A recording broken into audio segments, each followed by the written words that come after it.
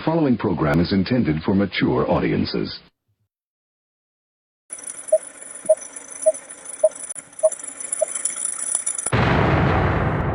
Rudy's revelation.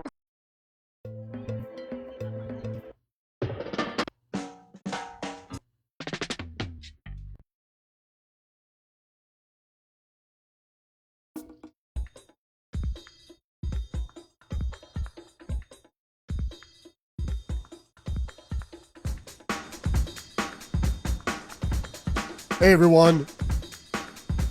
What's up? It's Thursday, June 18th. Welcome to the podcast. So the Ayatollah Khomeini in Iran is defiant. Says they won't give up.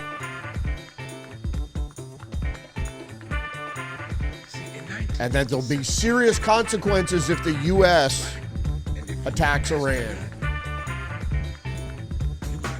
Also, some good news on the economic front. Scott Bessent says U.S. wages are up 1.7%. That's almost 2%. That's good for wage growth. And the FBI leadership under Chris Wray ordered evidence destroyed in the communist Chinese election interference plot. All right, we're going to get to all these stories and more coming up right now.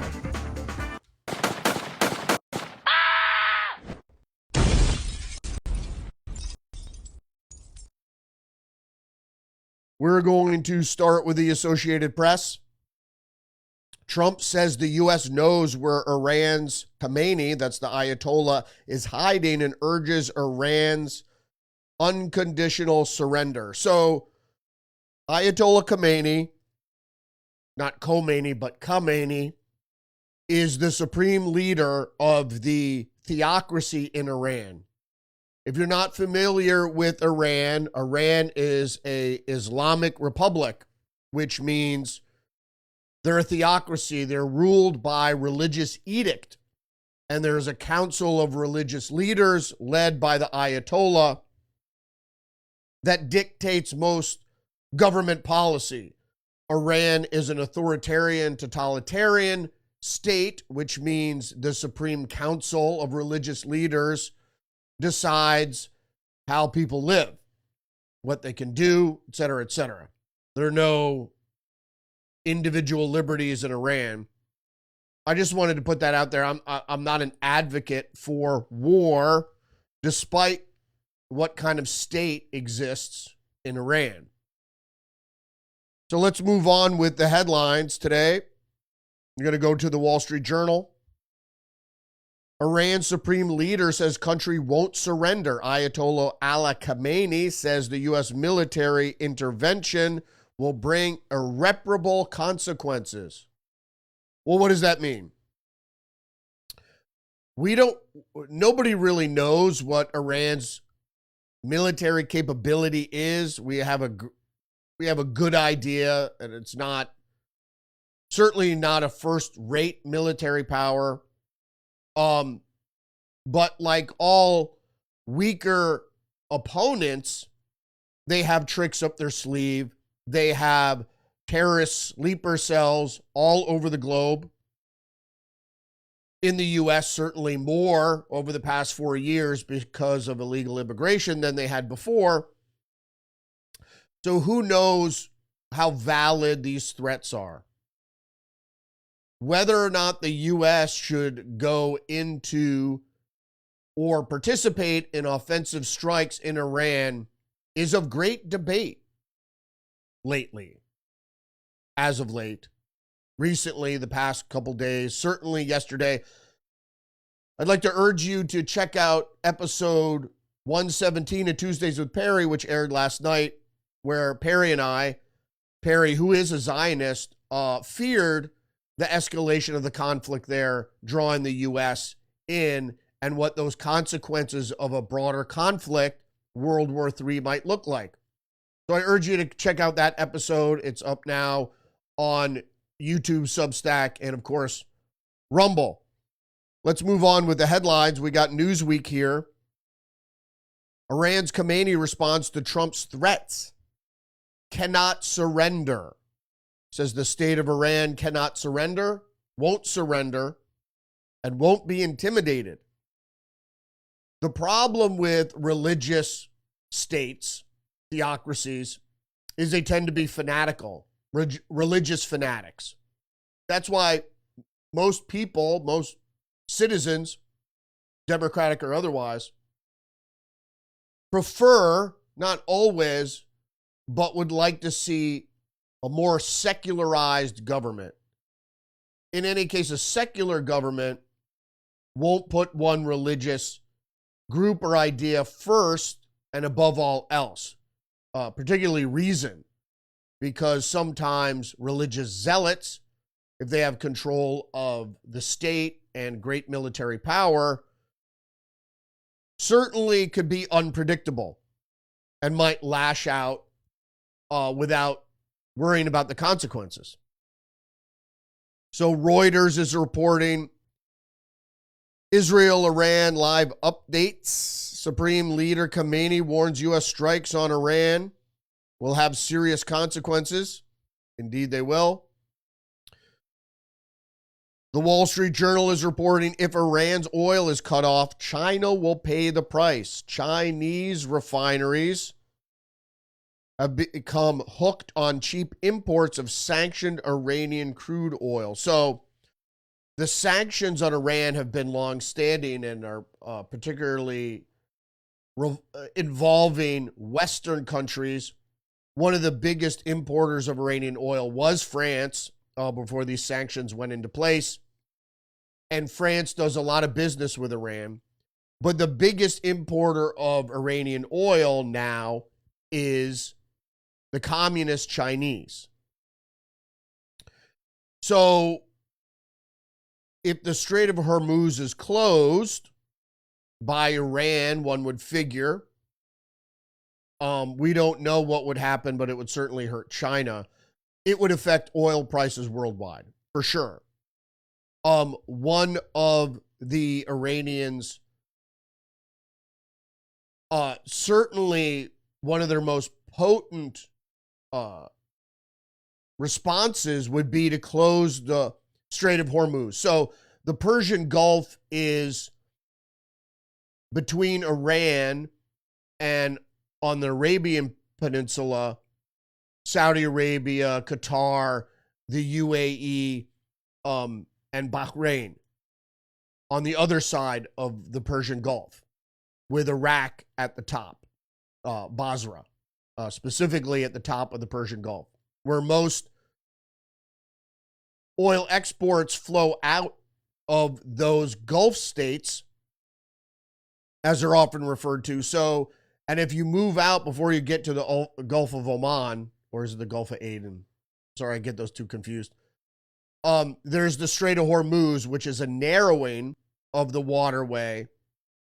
And above the Straits of Hormuz are Iranian Heights. There's a plateau there where the Iranians have lined anti-ship missiles, ground-to-sea missiles, to basically choke off any shipping there and effectively close the Persian Gulf.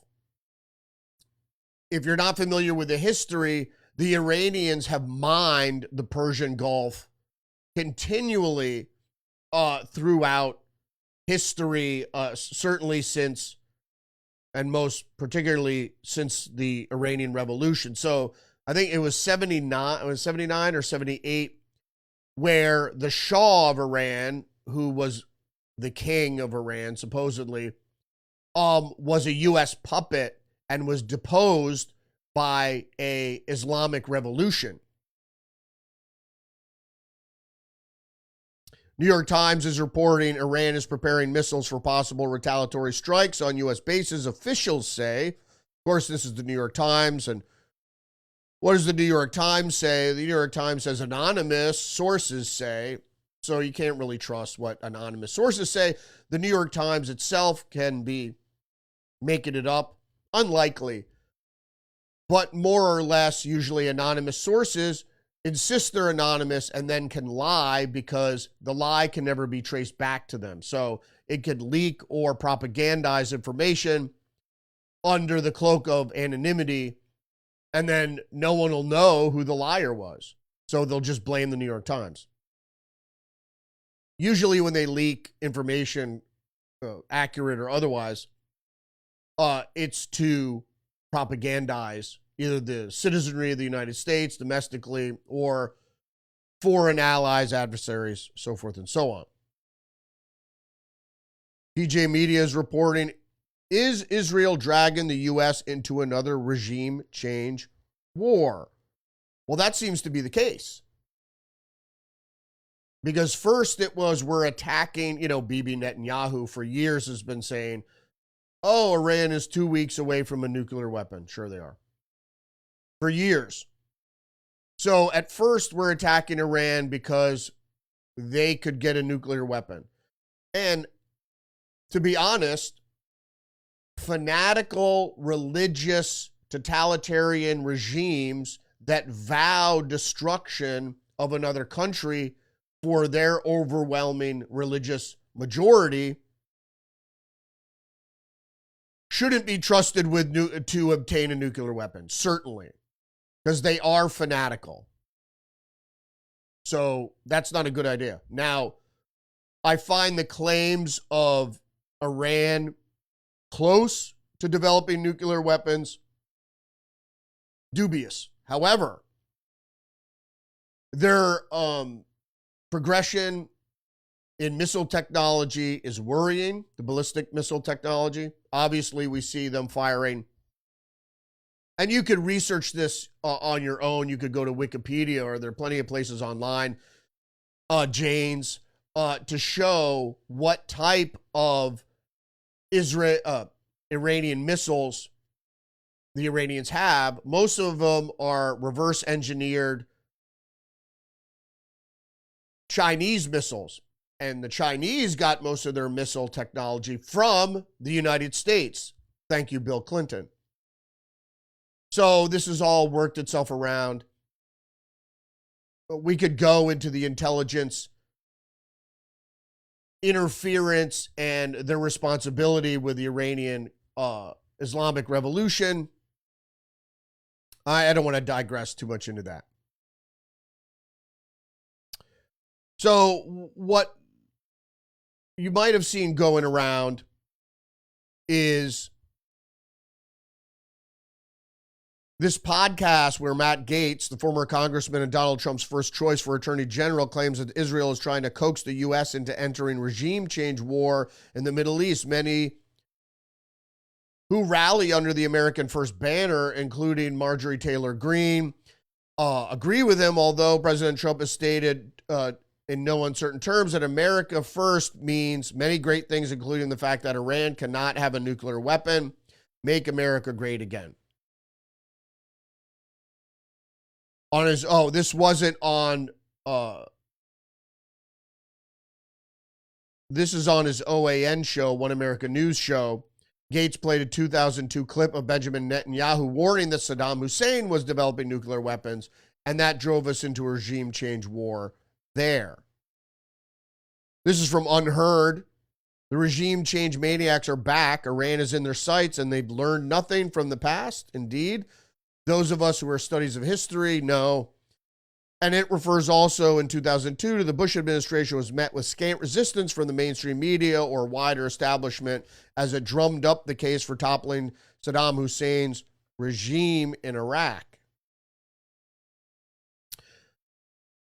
A similar imagination is desperately needed today as hawks in Washington and Jerusalem gleefully fantasize about collapsing the Iranian regime. It's bewildering to replay some of the same overconfidence that gave birth to the Iraq catastrophe with some of the same figures who poo-pooed counsels of caution and restraint back then doing the same thing today. So there's a lot involved in war, particularly banks make a lot of money because we're already in debt. What happens if we go to war? We spend more money, more taxpayer money. The defense contractors get rich, the banks get rich, and the state, the United States, the nation becomes poorer. The Federalist chimes in. Discredited neocon talking points from the Iraq War are back, lazily repurposed for Iran. All the same regime change rhetoric used to sell the Iraq War in 2003 is now being pushed to be used in the Israel-Iran war. Like I said, I find the claims of the imminent threat of Iran obtaining a nuclear device or building one to be dubious. Even Netanyahu himself said they could be years or even months away. So usually when people exaggerate, usually they put the most realistic term up first, but then they put the exaggeration after. So it's very likely that it would take years for the Iranians to develop a nuclear weapon. Okay, months, maybe. They weren't at the enrichment. They need 93% enrichment. They were at 60. The Iranians claimed it was for civilian power generation.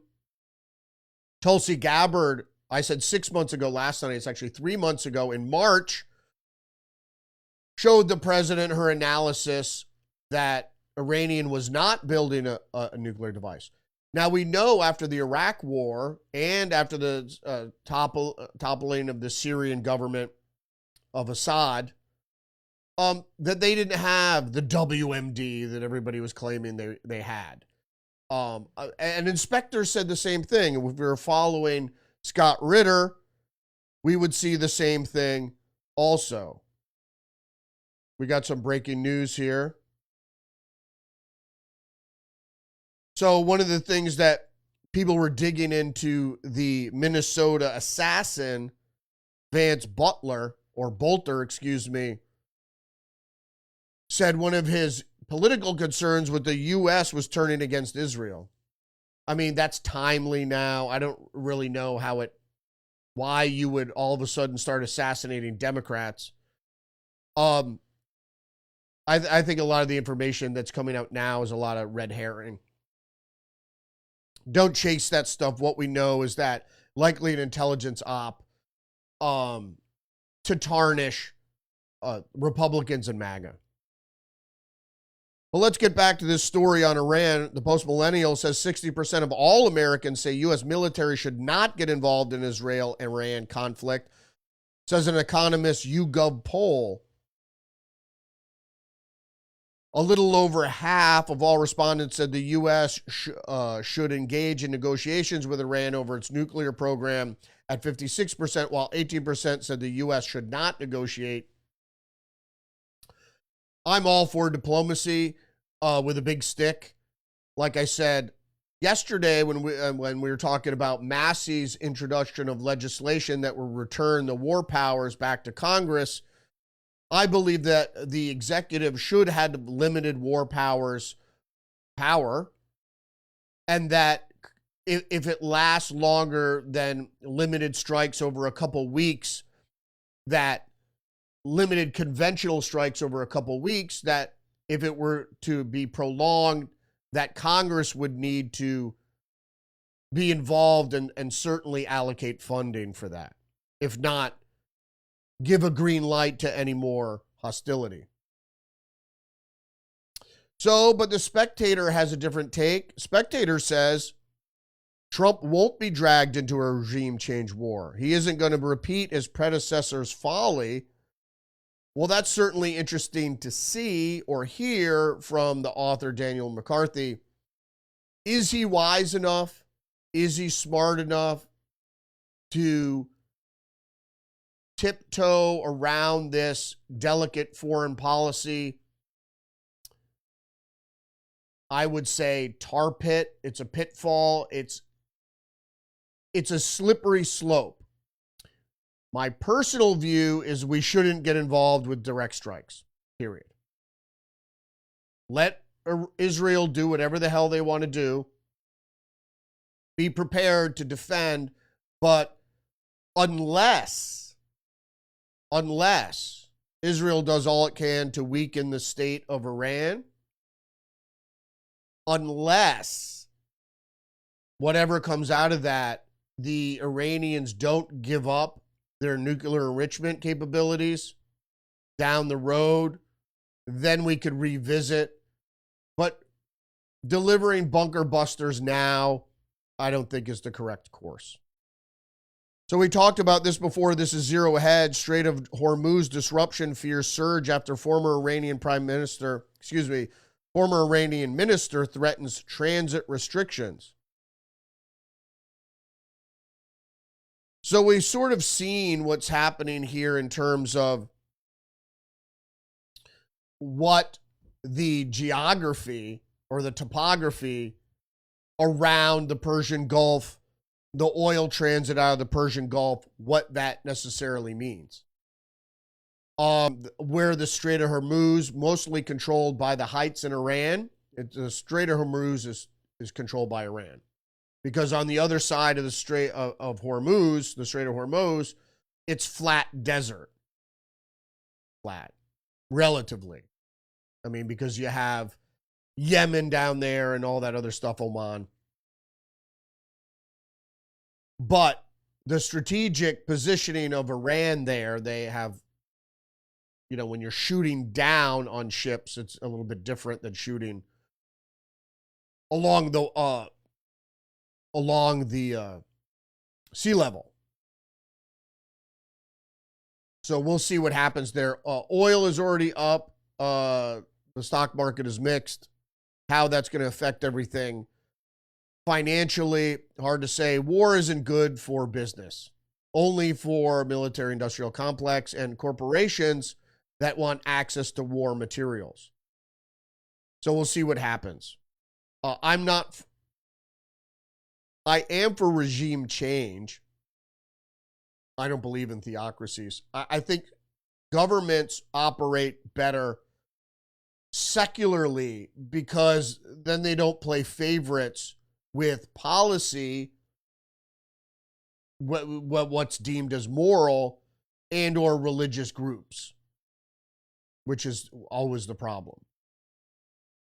I'm not a secular person. I don't look at the word world secularly.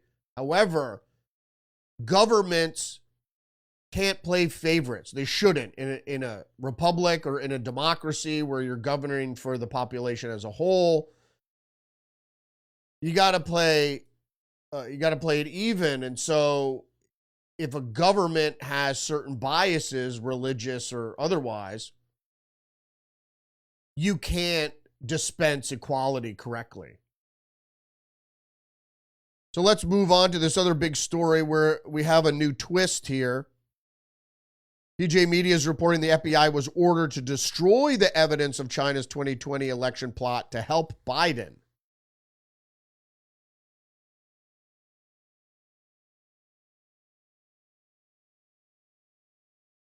As PJ Media previously reported on Monday, FBI Director Kash Patel handed Congress an intelligence report exposing a Chinese plot to interfere with the 2020 election. The report details how Chinese operatives mass-produced fake U.S. driver's licenses to flood the system with fraudulent mail-in ballots. Well, I must say, the system was already flooded with fraudulent mail-in ballots. How much of those were as a result of this communist plot? Well, if you label everyone involved a communist, that would be a lot, but the Chinese specifically. So the system was flooded with fraudulent mail-in ballots that helped Joe Biden. However, the intel wasn't investigated, corroborated, or acted on. In fact, it was quietly pulled from the intelligence agencies, even as the then FBI Director Chris Wray told Congress there was no known plots of foreign interference. Well, that was the whole point. Christopher Wray was testifying before Congress about whether there were any known plots against the 2020 election. And while he droned on about Russia, he failed to mention the evidence of this Chinese communist plot. Not only that, but they didn't investigate the plot. They didn't look to corroborate it. They didn't do anything except the fact that they wanted to destroy it. The report was sent out on August 24, 2020, but was abruptly recalled by the FBI with a vague excuse about needing to re-interview the source. But it didn't stop there. The Bureau didn't just recall the report, it ordered its destruction. According to the recall notice, intelligence agencies weren't just asked to disregard the report, they were ordered to destroy all copies and remove the original report from all computer holdings. Just erase its existence. This wasn't routine bureaucratic cleanup. It was a deliberate effort to wipe damning evidence from existence, just as I just said. So we have more news. I don't know if you know who Ann Burrill is. Ann Burrill, Food Network star, dead at 55. Burrill, host of Worst Cooks in America, remembered by family as someone whose smile lit up every room. So Ann Burrill, if you don't know, was the female chef. She was on a variety of different food shows. She had the spiky white hair. And she died. She's dead at 55. There's no cause of death listed. Apparently, she died suddenly. So here we have other evidence of people in their 50s dying. I suspect after the results of what happened during the pandemic, because there are a lot of young people. Younger, mostly in their 50s, but healthy people that died suddenly. And we all know what that means. It is a case of, I was going to say, what is it? SIDS? Sudden Infant Death Syndrome? Oh, it's SAD, Sudden Adult Death Syndrome. Which has been perplexing people. People just, young, healthy people dying of strokes in their 50s. I mean, it's certainly not rare. It's not rare. I've known people that die in their 50s of an aneurysm and stuff, pre-pandemic. So it's not that it's rare, but it's disturbing when young, healthy people die. And there's no really known cause. You know, there hasn't been any warning. They didn't have high cholesterol, or they didn't have heart problems, or they didn't suffer from health problems. They just died suddenly. But I had a very good friend whose father was in his 50s, seemed healthy, wasn't overweight or anything, died suddenly of a massive coronary. But I think, you know, especially when it happens to famous people and they don't talk about why or the reason for death is inconclusive, or they say things like died of natural causes in their 50s. All right, let's get political for a minute. We're going to go over to New York City. So if you haven't heard this guy's name, Zohran Mamdani has barely ever had a job, with just 3 years in the workforce, including his rap career and gig for his mom. So if you don't know who Zohran Mamdani is, barely had a job, admitted to he's a Nepo baby and has no experience in local government. New York City mayoral candidate Mamdani, who has lived most of his life in subsidized housing, failed in his attempts to be a rapper, musician, and managing previous political campaigns. The analysis of the 33-year-old's work history shows he has been employed for only approximately 3 years in the time from graduating college in 2014 and being elected to the New York State Assembly. So very much a mirror image of socialists. He is a socialist. He belongs to Democrat Socialists of America. But he's cut out of the cloth of Bernie Sanders, and he was endorsed by AOC and has all these cockamamie socialist ideas. Socialism, if you didn't know, is the biggest threat to America, to the way we know America to be. And like I said, some socialism, if you want to call it that, social safety net might be necessary, and I'm not against things like that. I just think they should be poor. But this guy, Mamdani, is a socialist. And opposition to his campaign has been showing this ad that when he was younger, saying that he was a radical. Which I think he is.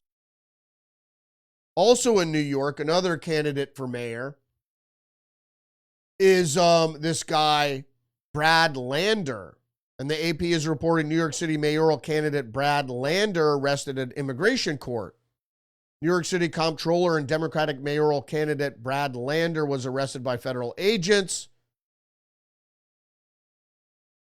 at an immigration court Tuesday after he linked arms with a person authorities were attempting to detain. Well, the person they were attempting to detain was an illegal alien.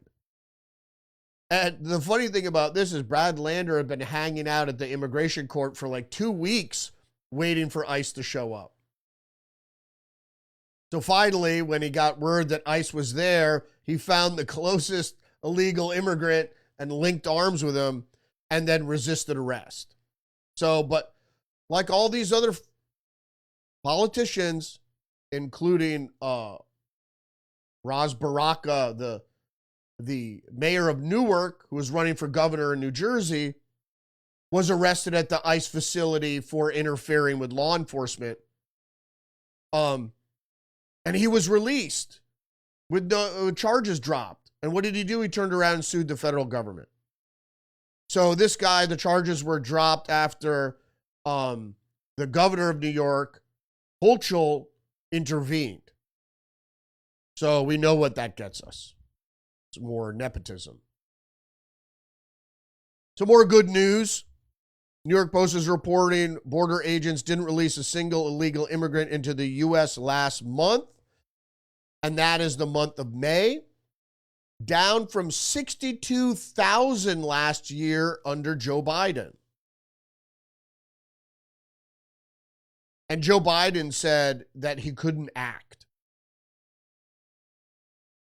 Stupid. We have laws in place for the executive to restrict and their federal government to restrict illegal immigration. Build the wall, I say. Got more news from One America News. Schwarzenegger stuns left-wing hosts of The View after saying immigrants coming to the U.S. should behave like guests. Indeed, and the reason being is that the federal, if you're here legally, immigrant or illegally, either or, you're here, you're in the interior at the pleasure of the administration, the federal government. So if you're granted a visa and the federal government doesn't like what you're saying, doing, what have you, they could revoke your visa. So you are technically a guest. Illegal aliens are unwanted guests. And you know what happens to unwanted guests? They get removed by the authorities. If you've ever had a party and somebody comes that wasn't invited and starts fucking up the situation, you call the police and you have them removed. I've done that several times. At parties where people show up that clearly weren't invited, and start harassing people that were invited, or other people that were invited or were a +1 for people that were invited, and they start causing a scene. You call the police, you have them removed. Even if you're underage is having a party, what have you. You can't let people screw up your party, certainly. And in the case of the United States, illegal alien, people that are here, illegal aliens. And if you want to talk about amnesty, I'm willing to hear out the argument. The point is the amount of illegal aliens in the country has to be reduced. And then for those remaining after the wall is built and after the border is secured, and does seem secured, we could certainly talk about amnesty. Some people don't like that. The point is illegal immigration has to be stopped first. The number of illegal aliens in the country has to be reduced. Obviously, the criminals have to leave, and that's regardless of what amnesty plan you have. Before you start talking about amnesty and dreamers and all this other crap. Postmillennial is reporting Chicago suspends online portal allowing illegal immigrants to get IDs after ICE seeks data. The decision came in response to a subpoena from U.S. Immigration and Customs Enforcement, that's ICE, that sought personal information about non-citizen applicants. So, Chicago had this, under this new mayor, Chicago had this program online where if you're a legal immigrant, you could apply to get a municipal ID or a state ID, presumably. So ICE goes, great, let's see all your applicants and their addresses. Whoops. So they had to shut it down because they subpoenaed the evidence. And when you subpoena the evidence, it's not like this crazy shit going on with Trump where they issue stays. A subpoena is a ruling by a judge that you have enough evidence to get evidence. So they subpoenaed the evidence, and like Hillary Clinton destroyed subpoenaed evidence, which is a federal crime, the Chicago, the municipal government there, didn't want to do that, didn't want to destroy evidence because then you go to prison. So they just decided to shut down the portal, and it looks like they're going to have to supply the names and addresses of applicants in Chicago. I just don't understand how and why these things are allowed to happen. Because it's clearly illegal, but I'm not going to digress into that. All right, more from the post-millennial. Trump administration reverses ban on ICE workplace enforcement for farms, hotels, and restaurants. DHS leadership got word that the White House was not in favor of the exemption. Well, originally the exemption was, Trump was the one that dictated it because he was hearing from business leaders that it was affecting production, performance, what have you. But then Stephen Miller got involved, and he goes, and ICE and DHS and Border Patrol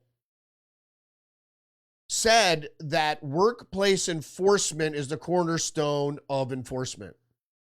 The reason being is it's not just putting the onus on the immigrant or alien.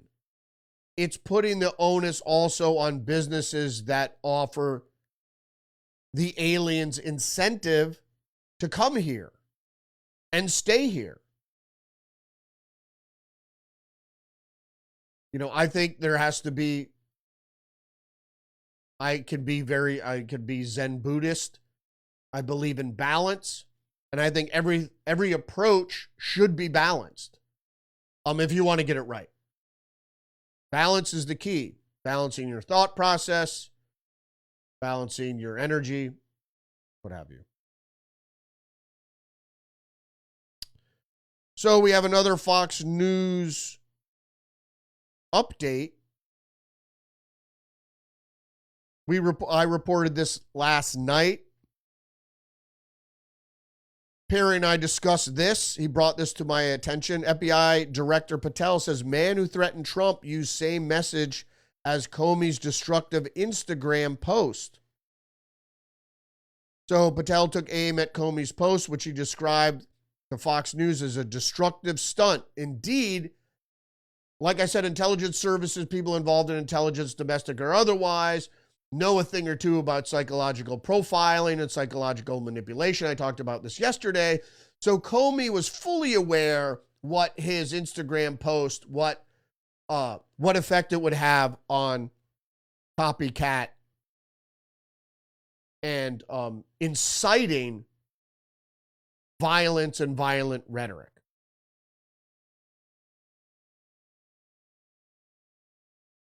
FBI Director Kash Patel took a social media post on Tuesday to condemn a former Coast Guard officer who was arrested for allegedly threatening to, it's not really allegedly, but for allegedly threatening to assassinate President Donald Trump, which Patel claimed was a result, in part, from a destructive Instagram post shared earlier this year by his predecessor, former FBI Director James Comey.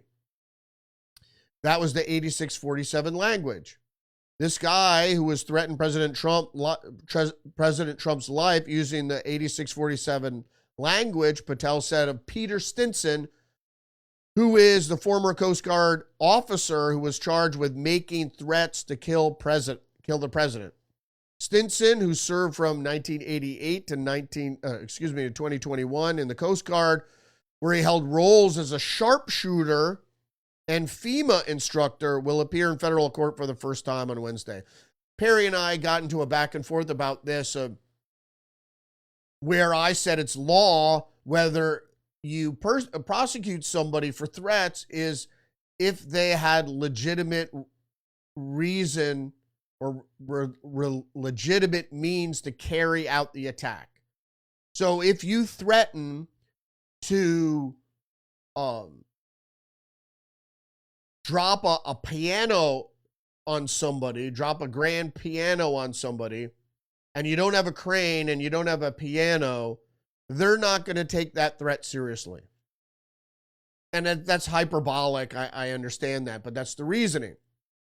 If you threaten to shoot somebody, they take into account distance from the subject, which in this case was Trump.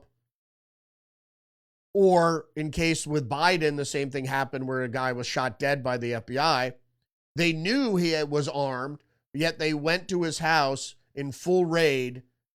And I don't know, the guy came to the door with a gun or he had a gun or whatever. He got shot by the FBI and killed. Of course. But Stinson claimed he wanted to shoot Trump. So he certainly had the means. He was trained as a sharpshooter and he had weapons. Stinson appears to have made multiple graphic threats against President Donald Trump, according to court documents, including 13 references to 8647, which is what, and I think this was subsequently after James Comey's Instagram post, which he later deleted.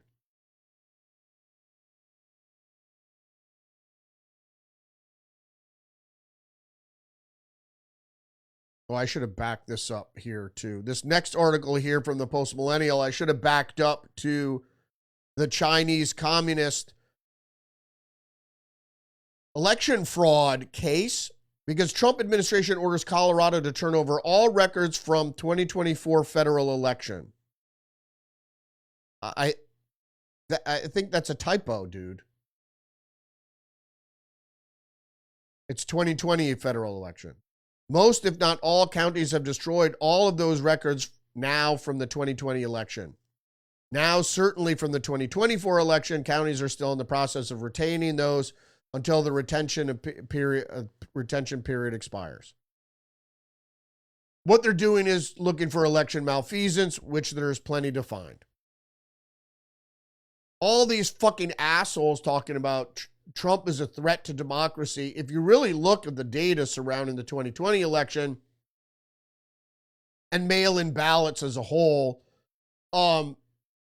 it's the left that is undermining the democratic process, which is democracy. So you can't, they've never had mail-in ballots before for the simple reason it's open to a fraud. It leaves the door open for fraud, and so that's why we never had it. And then we had it just for COVID, and then 4 years, 5 years after COVID, we still have fucking mail-in ballots. It shouldn't be allowed. Absentee ballots, fine, but there's a more stringent process for getting an absentee ballot, which is the whole point.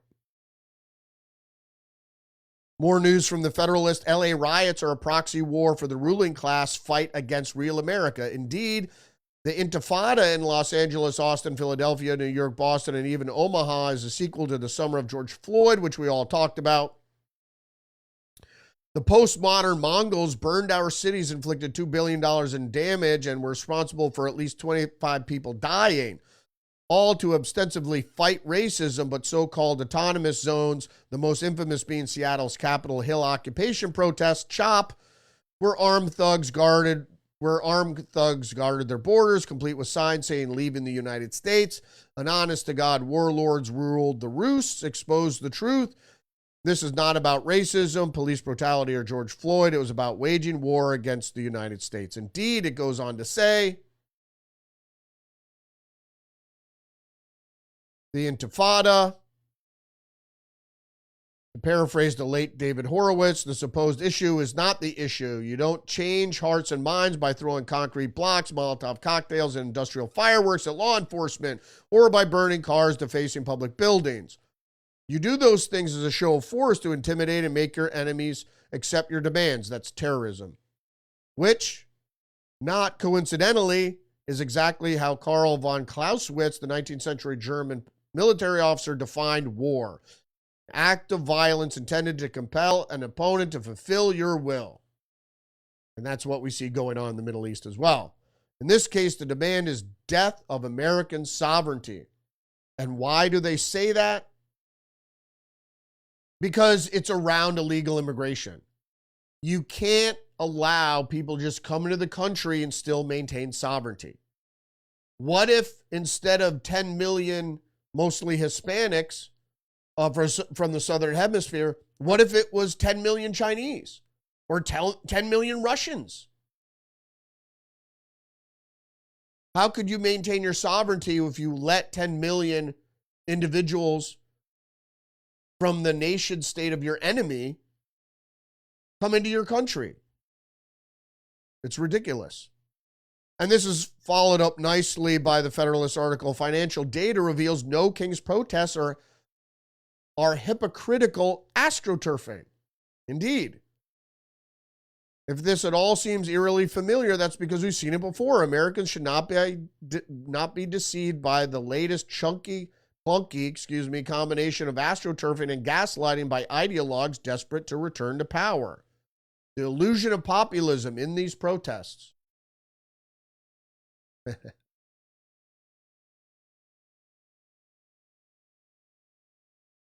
So in an op-ed published last Friday, Saturday's protests were organized by close to 200 groups, all of which are aligned with the Democratic Party and many of which taxpayer-exempt, nonpartisan, nonprofit status with over $2 billion in annual revenue. Plenty of money to pay people daily to protest. Under the moniker of individual digital asset management, this protest machine provided promotional materials for demonstration organizers, along with an online toolkit for messaging and mobilizing support. While these materials seem to emphasize a nonviolent approach, an orientation slide deck provided by Resist Trump, one of the partner organizations involved, reportedly included political violence on its continuum of protests, further confirming the left's descent into radicalism. This isn't new. These groups were all almost 20 years ago now, certainly over a decade ago, under the umbrella of OFA, which was Organizing for America, or Obama for America, during his campaign, where this umbrella group funded and developed all the materials that now filter down to every NGO, nonprofit in the Democrat politosphere, and down to all the actual activists, most of whom are unwitting, but whose organizers were rightfully trained by OFA into what exactly to do to create an Arab Spring or a color revolution. But they weren't described as that. They're a fight for change and all this populist gaslighting, really, because all this is the real fascism. This is the trickle down into all these shell companies and NGOs from corporate billionaires and all leftist billionaires and so forth and so on. Mostly George Soros, but there are plenty of others that give to certain organizations who then, within their NGO status, then give out grants to other organizations, including ones that promote violence.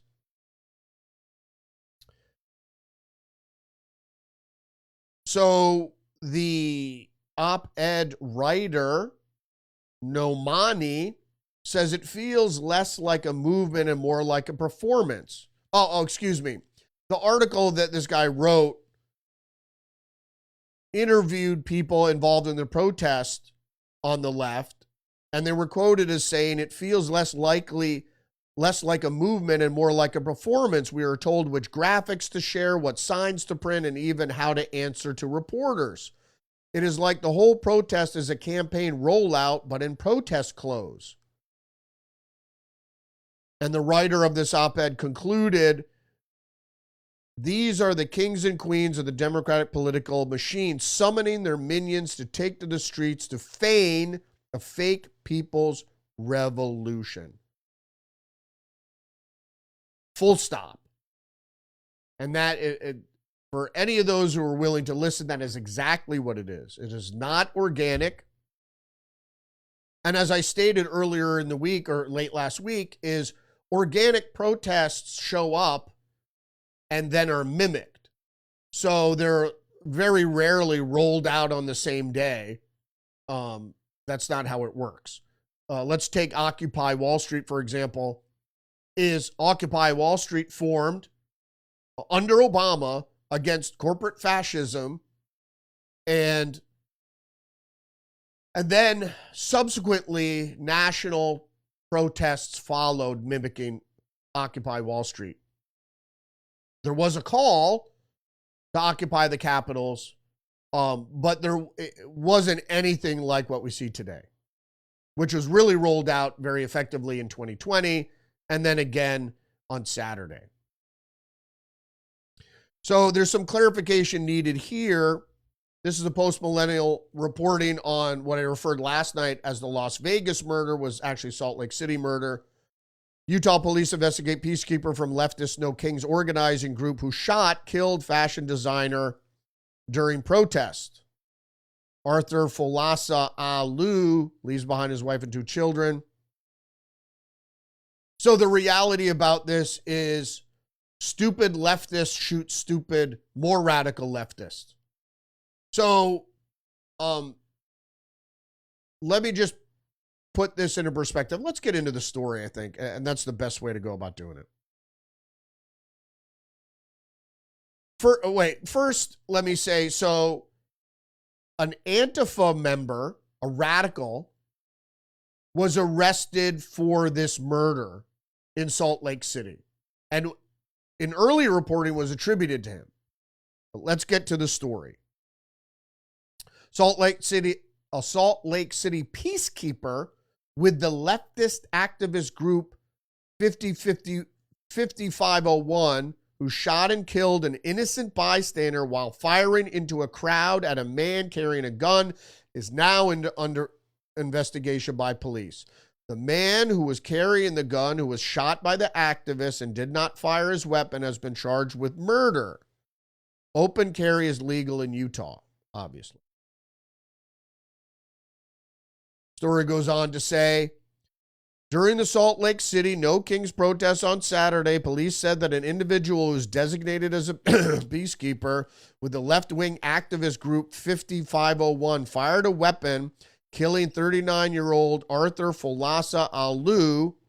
The shooting took place after 2 men described as peacekeepers with the left-wing activist group confronted Arturo Gamboa, who was carrying a rifle at the event.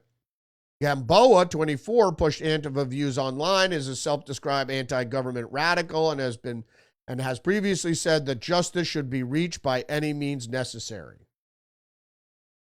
Our team of safety volunteers who have been selected because of their military, first responder, and other relevant de-escalation experience believe that there was an imminent threat to protesters and took action. That's why this Antifa guy was originally charged, even though he didn't fire his weapon. According to police documents, the peacekeeper told law enforcement that he saw Gamboa move away from the main crowd into a secluded area behind a wall. He added in his statement to police that the suspect began to manipulate his AR-15. The activist then told officers he called out to him to drop the gun after drawing their own firearms. The activists, I guess. Gamboa then lifted his rifle, and according to witnesses, he began to run towards the large crowd gathered on State Street, holding the rifle in a firing position. So he was running like this.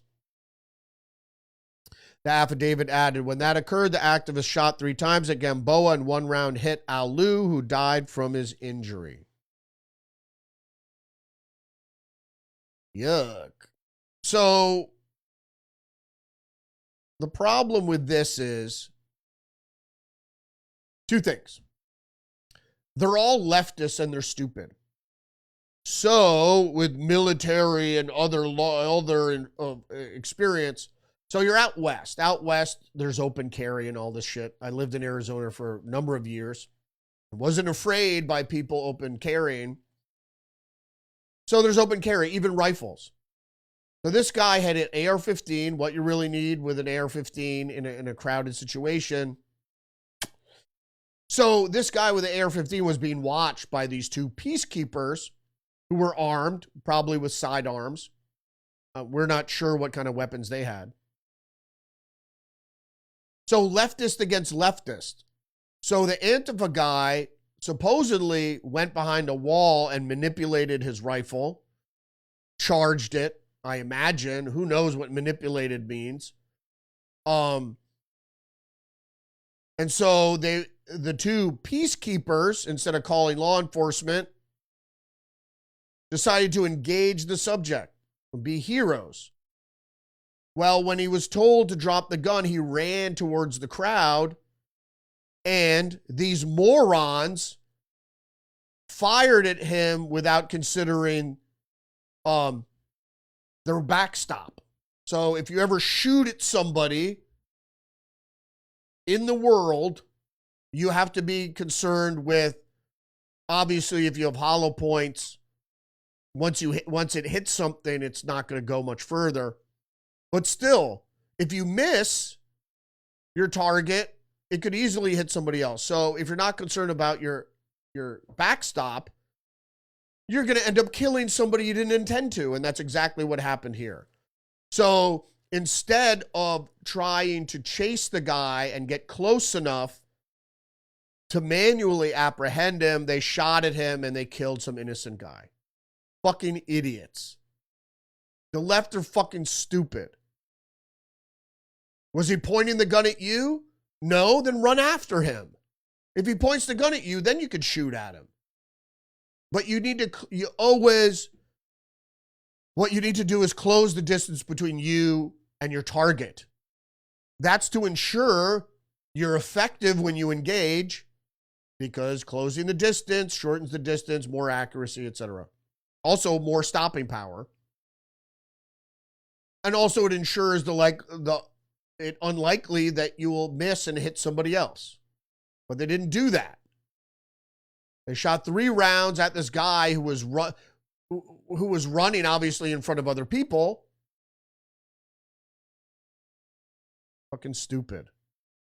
If someone is not pointing a weapon at you, you don't engage. Chase them.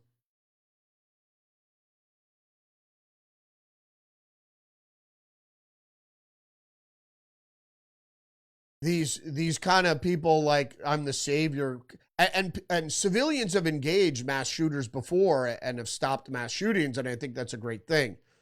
But I think this is just a ridiculous scenario.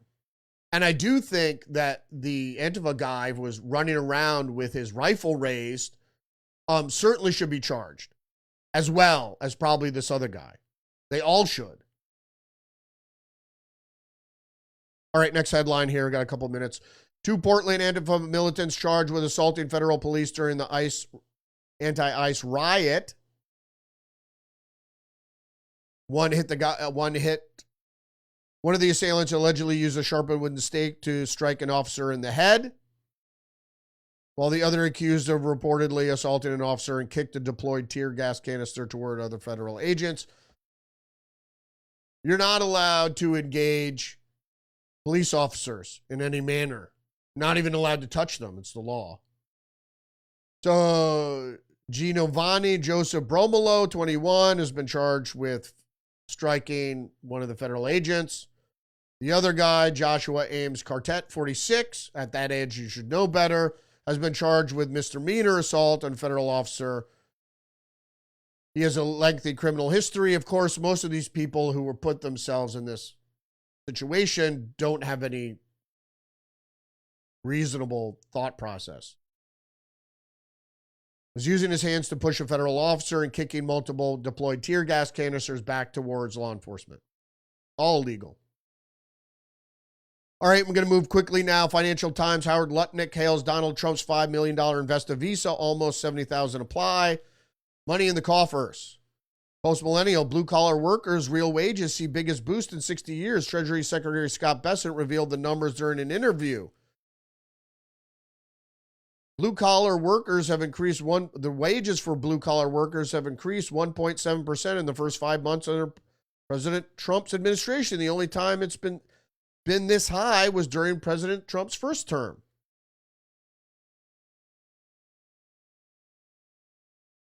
"80%, it's a Federalist, 80% of anti-Trump lawsuits are filed in courts ruled by Democratic appointees. I've said this many, many times. They use the conspiracy of socialist conspiracy of left-leaning knuckleheads to work together to undermine America. The analysis of 350 cases lends credence to the claims that anti-Trump litigants may strategically be filing in courts where they are most likely to receive a favorable ruling." Really? Zero Hedge, why have COVID-19 vaccines in 2025? Indeed, the point is the mandates. SARS-CoV-2 is a ghost 5 years on. No one demanded the shots. No one cared. So why is this still going on? The numbers, the past, the plain truth says it's hollow, a rule for the sake of rules. And I said that this is why I never got hired back when I got let go. Because it wasn't about the shot. It was about whether or not I would recant what I said and relent and be vaccinated if the workplace instructed me to do so. And I would absolutely not take health recommendations from a corporation. More big news, though. Wall Street Journal, Amazon CEO says AI will lead to smaller workforce. Andy Jassy says AI developments in the next few years will affect the number and types of jobs where human workers will have. I wonder what types of jobs. Until humanoid robots become efficient, that is. CNN Business echoes this. Amazon says it will reduce its workforce as AI replaces human employees. Yeah, I wonder what human employees will only do what humanoid robots can't. Zero Hedge, senior citizens moved out of housing complex in Germany to make way for refugees. To be accurate here, the German city of Barteheid has scrapped plans to demolish its senior citizens residential complex after vacating all residents. So they didn't move out the residents to put, well, you don't know what the real motive was, but they didn't remove the residents to put in, well, they're not illegals, they're asylum seekers. They said they were going to demolish the facility, but then once all the senior citizens were moved out, then they moved in asylum seekers. So we don't know if the motive really was to demolish the building or whether or not they plan to go on and use that for asylum seekers. In this country, they're called illegal aliens, but they're not illegal in Europe. They're mandated by the European Union, which is an undermining of state sovereignty. Thanks for joining me today. Don't forget to engage the channel, like, subscribe, share the podcast. I appreciate you for following and for watching me today. Don't forget to check out episode 117 of Tuesdays with Perry that aired last night. Or join me every day, Monday through Friday, 10 a.m. on Rumble. You're under attack, biologically and psychologically, so stay hip to the trick. I'll see you tomorrow. Respect.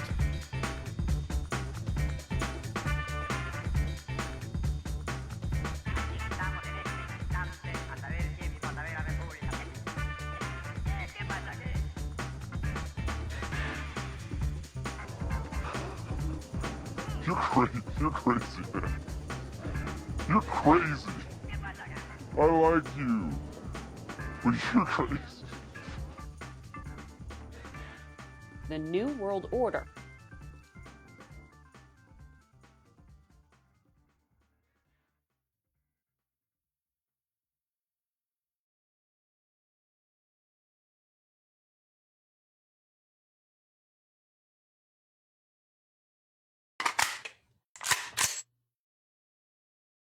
This is a conspiracy.